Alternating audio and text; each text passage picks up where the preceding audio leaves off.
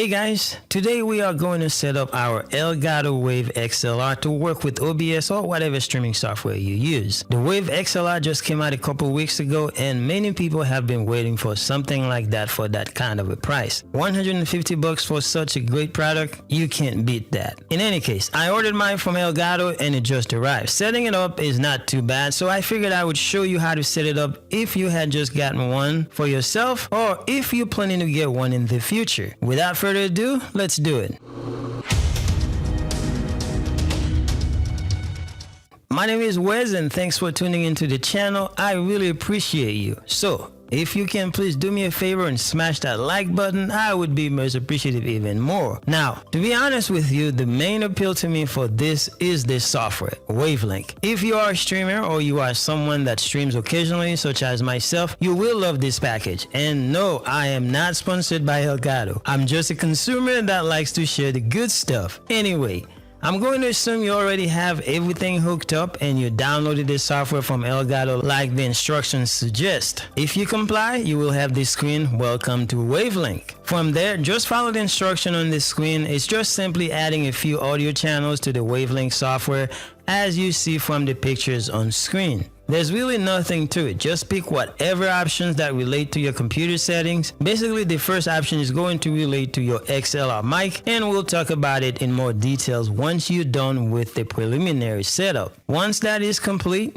it's time to start playing with the software and get it ready for your streaming applications such as OBS, XSplit, etc, etc. So let's dive in. Alright guys, this is going to be quick. As I said before, once you set up everything from the preliminary setup, then you're gonna get a screen like this. Now what I'm going to show you, there are things that you may not want, so if you don't want them or you made a mistake. Now on this screen, if you happen to make a mistake and there are some audio channels that you want to remove for whatever reason, then you go here and then you just remove it. For in this exercise, we're gonna remove a couple of them so we can show you how this goes. Now, as we said before, the first one is going to be your mic and the way you're gonna set it up, the way you're gonna monitor it. So this is how this goes. So what you can see right here, you can see the name is the ELGATO Wave XLR, and you get the sample rate, which you get one for 48 kilohertz and one for 96 kilohertz, and you have the device input, and there you get the gain level for your microphone. Now the mic that we are using right now is just showing what every time we speak, you can see it's moving around, and this is where you control the input gain. So mine is at 30 decibel, and then you have condenser and dynamic, but this really doesn't matter. Now for a certain mic, you might need the 48 volt phantom power, but with the system, it's good enough where you may not need it because you have 75, I believe, decibel or gain that you can use for whatever mic that you are using. But in the case that you need it, then it's there for you. You can set this up here, or you can also set it up physically on the system. Now you also have the headphone jack. That's what you're going to use for whatever headset that you use. You can plug it in the back of the system and you can monitor from there.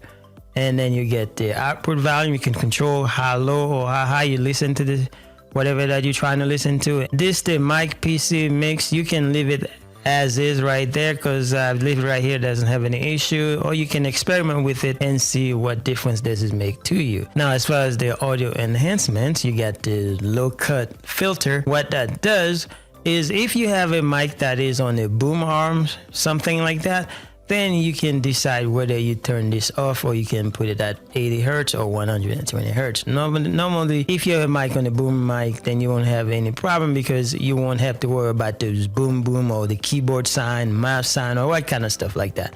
So that's what that is. And clip guard is one of the best thing in this one. You know when you're playing a game and you get excited and you scream, and this one would prevent you from killing somebody's eardrums if you have this on. So that's why this is very important. So the sound will stay the same at the same level. That's what clip guard does. And then the wave gain lock, this one is whatever you set up the level of the gain for your microphone. If you're satisfied with it, then if you lock this and then it stays, and you can save it and then that stays the same.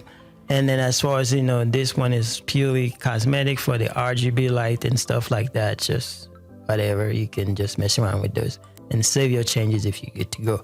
Now, as you can see right here on the right side, if you want to add something, then you can add an extra channel so you to the monitor. So what you see right here is a monitor for your headphone, and then you also have for the stream headphone. Whatever the stream is gonna hear, you can monitor it from here. So whenever you see this right here, that's for the stream, and then this is for your headset for you to hear whatever you're listening to in your computer. So now let's go ahead and add something else.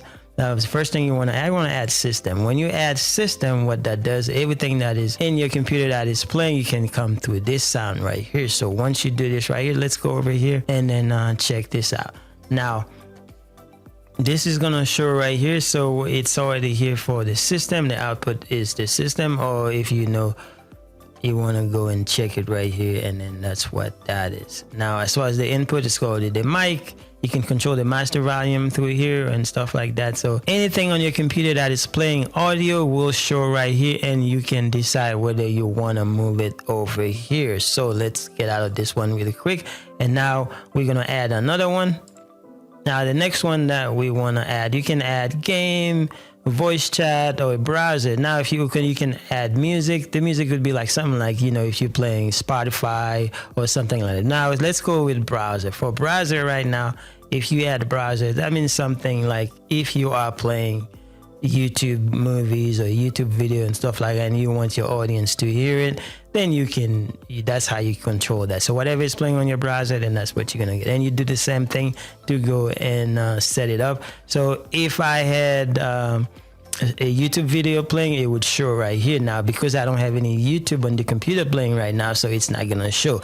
So in order for you to see something that you're gonna go and monitor, you have to make sure that thing was already playing on your computer or you had just used it. Now when you want to monitor what your audience is hearing, then you can just go and click on this one right here on the bottom. But if you want to just for yourself, you want to hear what's going on in your computer, then you keep it right here and you monitor it right here. So this one right here is the master volume for the one on your headset. You can leave it as however you want.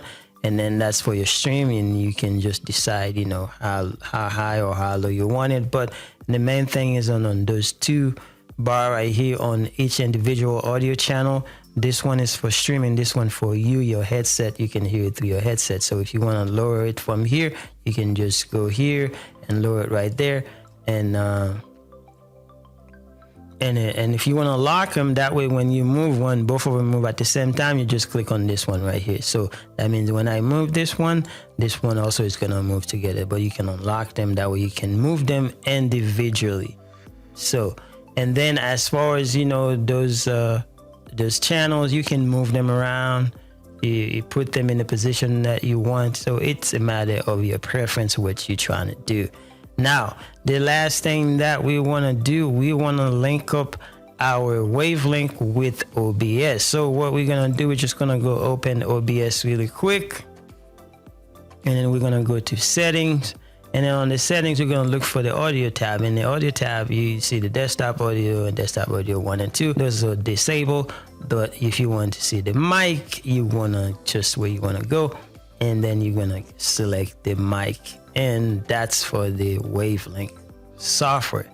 And then that sets how you set up OBS. We're not going to go over how to set up stream, because if you're still looking for help for how to set up your stream, there are some very high qualified people on YouTube, so you can just watch a video and so you can set up your stream. Our main objective for this video was to show you the basic of the Wave XLR. If you get one, or you're going to get one, then you can just come here and see what this is all about. Anyway, guys, that's all we have for today. Thank you guys for watching. Hopefully this was helpful. If you like this video, please smash that like button. I would be most appreciated. Thanks again for watching. See you guys later.